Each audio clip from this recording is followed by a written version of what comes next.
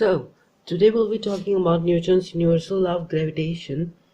So, talking of this law was given by a great scientist, as you can figure by the name, Isaac Newton. And he was a great scientist, and he formulated this law in 1686. And in this law he proposed that if we take any two masses in the whole universe anywhere, for example this is mass m1 and this is mass m2, and which are separated by a distance r, so this is the distance between them r, so they are always attracted towards each other by a force known as gravitational force. So what he said was that this gravitational force, that is F, this F will be directly proportional to the product of the two objects. I mean the product of mass of the two objects. For example, this is m1 and this is m2, so F will be directly proportional to m1 m2 excuse me. And he also said that F will be inversely proportional to distance between them, that is 1 upon r square, distance square, that is this r. So he concluded two things: F is directly proportional to m1 m2, and second was F is directly proportional, inversely proportional to 1 by r square. So if we take these two equations, equation 1 and equation 2, we can generate a third equation that will be F is directly proportional to m1 m2 by r square. So, and if we want to equate this equation for if we want to equate, that is F is equals to, we want to put equality sign, so we need to use a constant here, and that will be G, and this G is also known as excuse me, gravitation constant or gravitational constant. So here F equals to G m1 m2 by r square. So this is the formula that he formulated back in 1686. So now let's talk about characteristics, properties of gravitational forces. So first characteristic property: these forces are always attractive.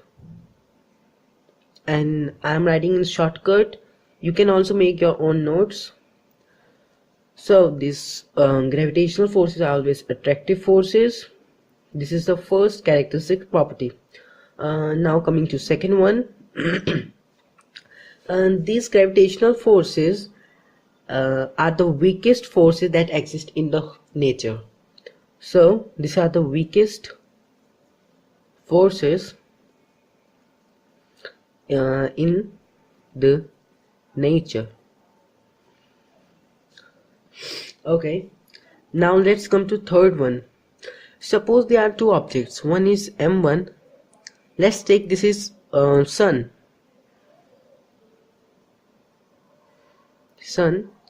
and the other object is earth.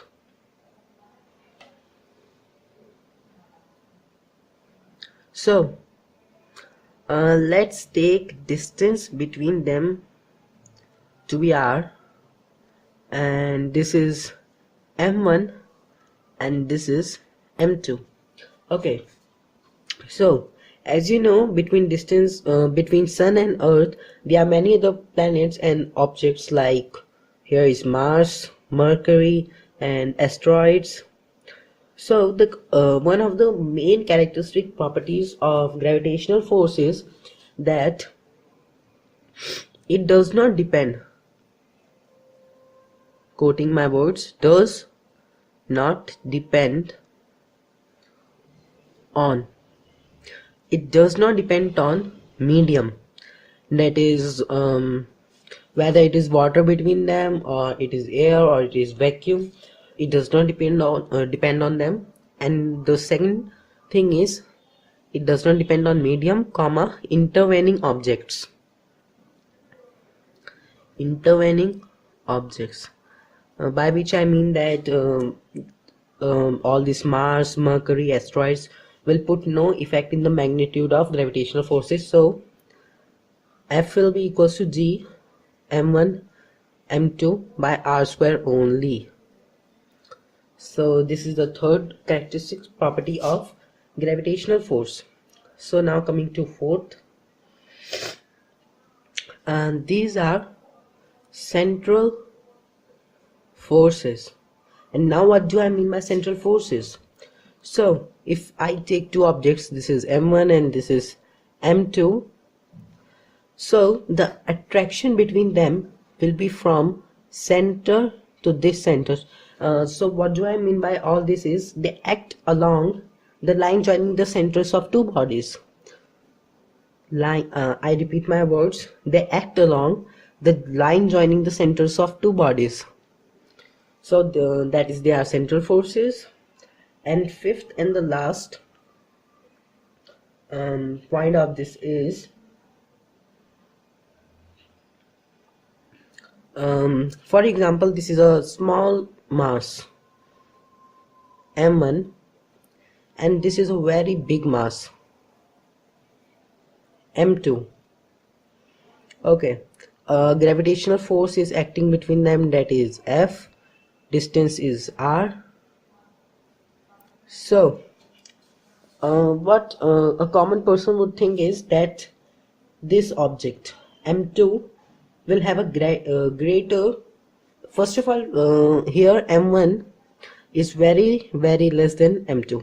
So what a common person will think is that the force of gravitational force of m1 on m2 would be very less than force of m2 on m1. So this is not true. For example, if F12 is the force on 1 due to 2, that is force on m1 due to m2, and F21 is the force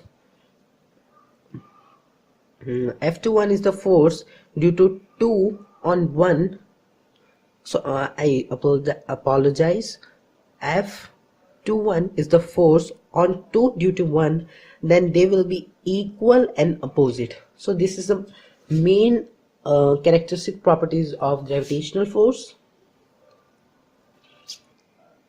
So now let's talk about law of gravitation in vector form. So I am considering that you must would have known that what is vector. If not, you can check many YouTube videos on it. So if we take any two objects, for example this is m1 and this is m2, a force, let's take a force F12, and this is a force on 1 due to 2. And when I say 1 or 2, that means it is m1 and this would be m2, so that's understood. So an F21 is a force on 2 due to 1. So law of gravitation in vector form is like a proof of the characteristic property, the fifth one, that is F12 will be equals to minus F21. So let's take distance between them be r. Okay, here F12 force direction would be this and F21 direction would be this.